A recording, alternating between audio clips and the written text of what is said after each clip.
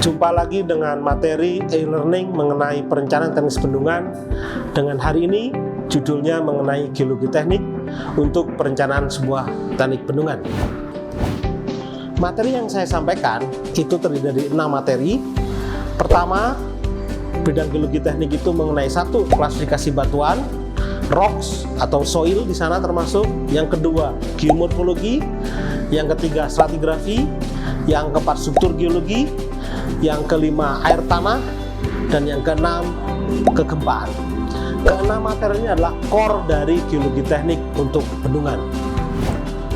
Pertama-tama, sebagai introduction bahwa bendungan dan air itu adalah sebuah komponen yang menyatu dengan alam atau dengan geologi.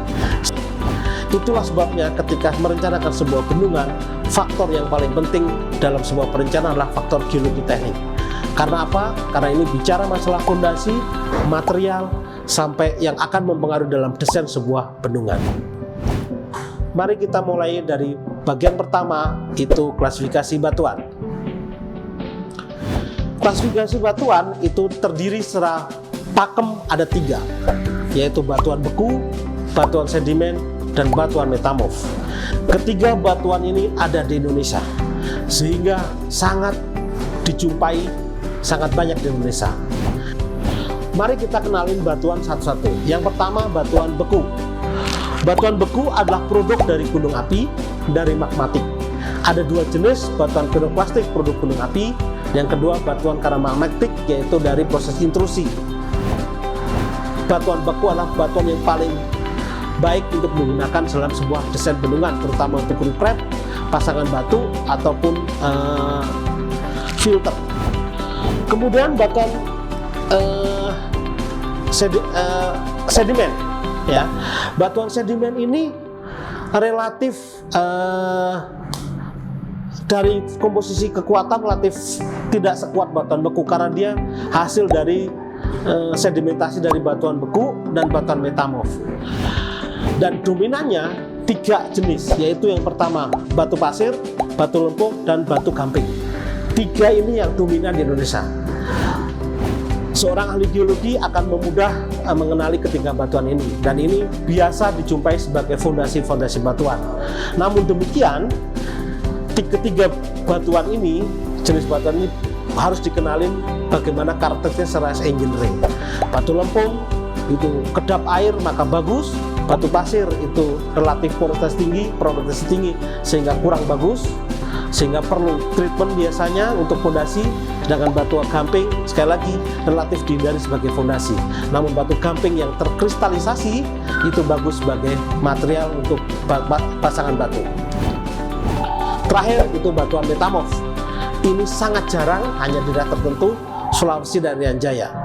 Kehadiran batuan metamorf itu keras karena dia sudah mengalami kristalisasi, mulai tekanan, termal dan juga karena tekanan. Kualitasnya bagus. Namun demikian, adanya batuan metamorf mengindikasikan pernah terjadi evidence tektonik yang besar. Ini yang akan nanti kita bahas di bab terakhir, itu kegempaan. Once kita menemui batuan metamorf, berarti daerah ini pernah mengalami evidence tektonik tinggi. Kita harus berwaspada dengan desain dalam bendungan tersebut. Kita memasuki part kedua, yaitu geomorfologi. Geomorfologi itu bagian yang cukup penting dalam sebuah perencanaan bendungan.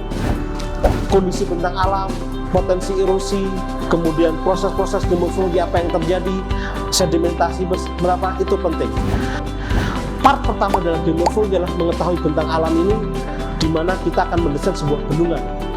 Biasanya bendungan dipilih pada bentang alam yang tinggi, bentang alam yang hilly, bentang alam yang mengeliling atau keliling sehingga potensi genangannya cukup tinggi.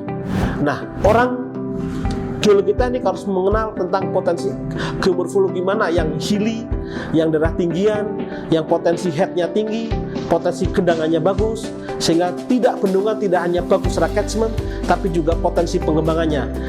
Semakin hilly, semakin tinggi morfologinya, maka bagus untuk penerapan irigasi, bagus juga untuk potensi PLTA yang lain. Dari situ juga kita bisa kenali potensi geologi teknik yang lain, yaitu potensi longsoran atau potensi sedimentasi yang terjadi. Kita memasuki part yang ketiga, stratigrafi. Stratigrafi adalah perlapisan antar batuan. Ini penting. Lapisan atas, lapisan paling muda, kemudian lapisan paling tua, dan lapisan paling rocks, lapisan paling bawah. Biasanya dalam sebuah fondasi, lapisan paling atas adalah lapisan soil atau kita sebut residual soil. Perlapisan ini perlu kita kenali dari hasil investigasi pemboran maupun investigasi geofisik. Sekali lagi, stratigrafi merupakan part yang penting dalam geologi teknik, sehingga kita bisa mengenali perlapisan ini seberapa dalam, seberapa tebal perlapisan, dan seberapa jauh pengaruhnya terhadap engineering dalam perencanaan sebuah bendungan. Baik, part keempat adalah struktur geologi. Struktur geologi adalah sebuah bidang atau sebuah kondisi yang cukup mempengaruhi dari stabilitas batuan tersebut, antara adalah sesar dan juga rekahan. Struktur geologi yang paling penting itu adalah sesar. Hindari, apalagi ini sesar yang aktif. Sebisa mungkin as itu tidak memotong sesar, minimal sejauh mungkin ada yang 1 kilo atau 5 kilo atau 50 kilo. Dan juga hindari daerah kom, karena daerah sesar ini berpotensi terjadi permesan. Seorang geologi, seorang engineering geologi harus mengenal di mana posisi sesar aktif, posisi sesar yang tidak aktif maupun rekahan. Semua bisa dihitung, semua bisa dikalkulasi dari jarak dan sebagainya. Dan keberadaan sesar ini akan dihitung dalam investigasi nanti di bagian terakhir itu kegempaan, jika itu menjadi sesar aktif.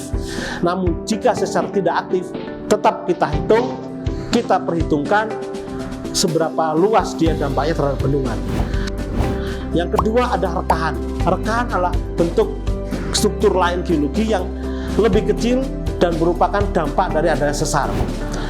Rekahan dalam sebuah desain dihindari, dan itu karena apa? Karena itu menjadi sebuah daerah weak zone atau daerah lemah. Rekahan harus kita ekskavasi atau diperkuatan atau bisa kita hilangkan dengan cara mengekavasi batuan itu, dan ini harus dikenali. Kita memasuki part kelima, itu groundwater atau air tanah. Air tanah adalah materi geologi dan geologi teknik yang cukup dekat dengan bendungan.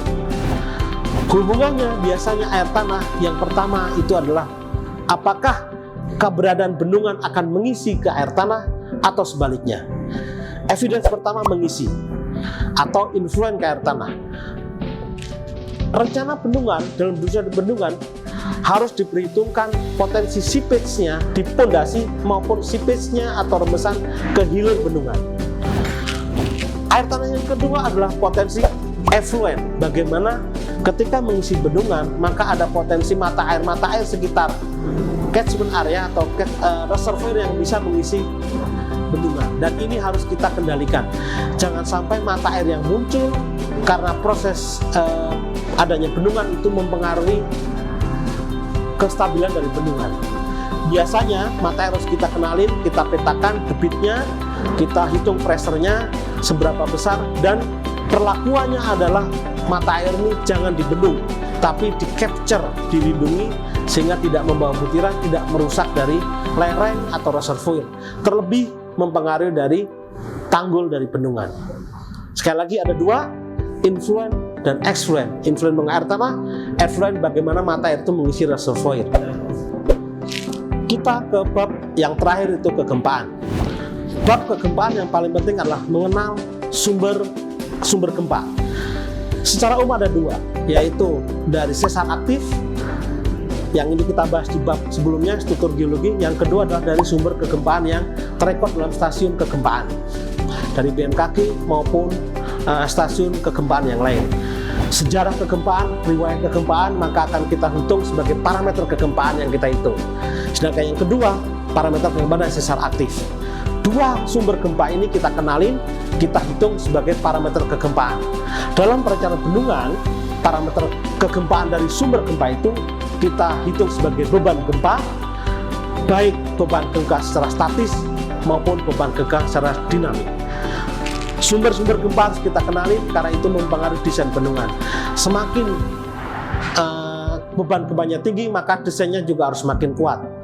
Secara umum, kita plot kenalan kondisi gempa itu dengan peta kegempaan yang sudah digunakan dari Kementerian PUPR, berapa potensi nilai percepatan kegempaan tersebut. Kemudian kita telusuri sumber-sumber kegempaan. Itulah keenam bidang geologi teknik yang harus kita kenali dalam merencanakan sebuah bendungan, yaitu batuan, stratigrafi, struktur geologi, kemudian air tanah, dan yang terakhir kegempaan. Lebih jauh, lebih detail dari materi ini, silahkan pelajari dari modul geologi teknik untuk perencanaan teknis bendungan.